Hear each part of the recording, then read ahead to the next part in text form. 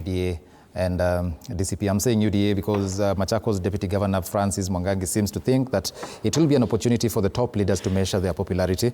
He says if you are a president and the candidate you back loses in a by-election, it points to waning political influence.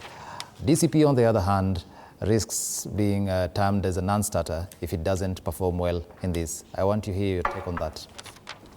Yeah, Eric, as the people's economist, let me say that we really don't care about this election as such, because the Kenyan problem is economic, and it cannot be deferred simply by elections. I'm sure Kenyans are going to be brought to this discussion. Politicians are so uncomfortable to discuss economic issues, but easily discuss about politics. Who will take this? Unaona, like in the front page of the is it Taifa Leo, kupimama nguvu. Nguvu ya nini?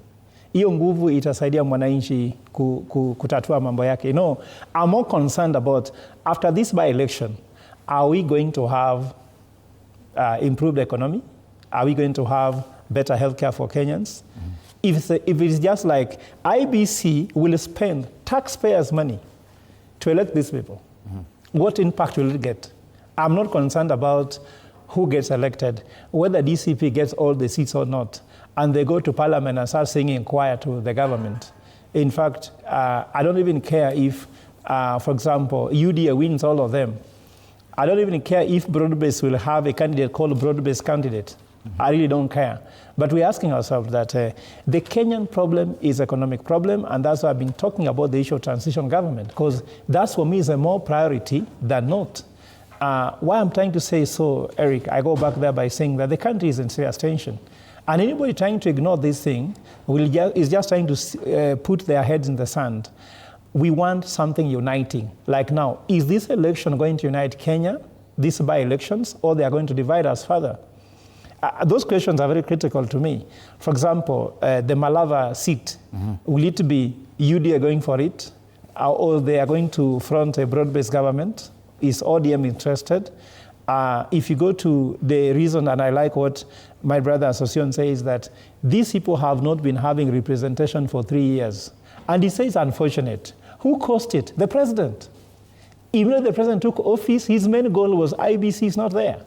So these are disservices being brought at a time of convenience. And I want to tell Kenyans, please don't be people of current affairs. Our Kenyan problem remains the Kenyan problem. And people are thinking that by going to this by-election, you're solving a problem. You are just being tweaked or at least diverted from what is the key issue at the moment. The key issue now, the governance has failed. How many members of parliament are being added? 6. The biggest problem Kenya has is a dysfunctional parliament. If parliament was working, they could have impeached the president. People could not be dying on the street. And Eric, I'm sorry to say this. I've done average, 61 Kenyans are dying per month. I am hearing Raila Odinga saying that if by June 2026, the 10-point agenda would have not been implemented, they would actually field a candidate against William Ruto for 2027. Meaning, it is all political solution for an economic and human rights issue. And Fred, Eric, you cannot be able to give a Panadol to someone who has cancer.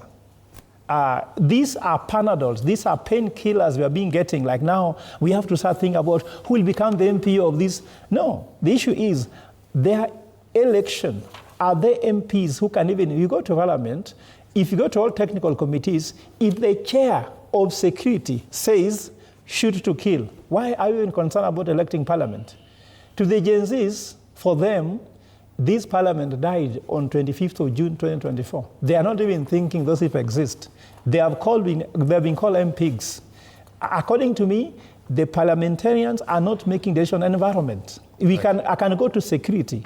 I can go from every docket, finance, to budget.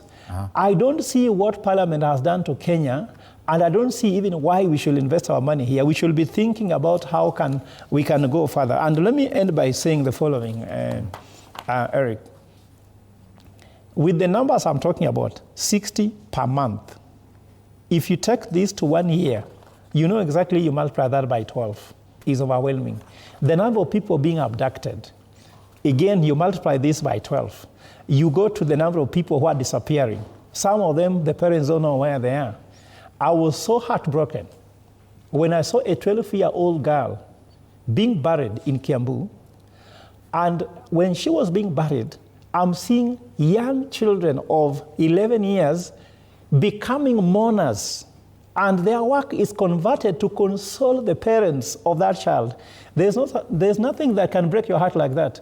Okay. I never mourned on behalf of my classmate at the age of 12. If any of you mourned that, and for me that is more urgent than a by-election.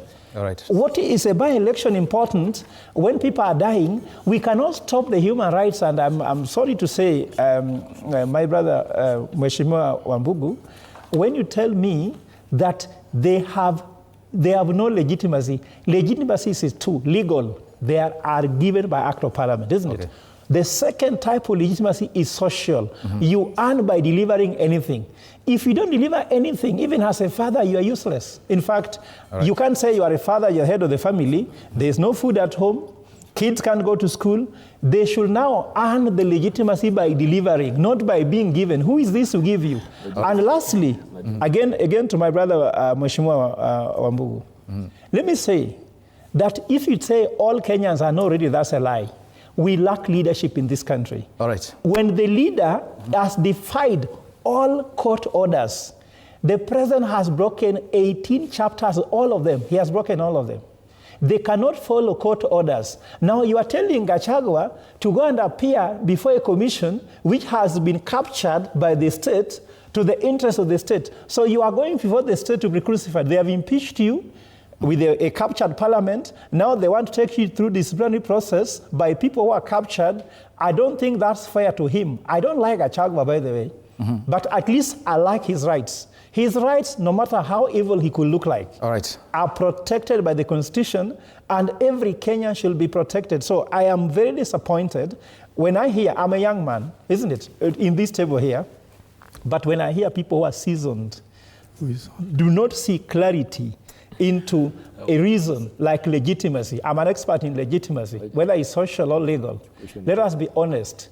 I have earned my legitimacy as a husband at home, isn't it? All right. It is not the certificate of marriage that gave it to me. It is my behavior. So I want to urge people, don't listen by being told that Kenyans are not ready to be united. All Kenyans say we are tribalists. What divides us is politics. Economy divides all Kenya. That's why I reject finance bill. 86% said reject. No, Professor, let's not digress here. I don't know which topic is addressed.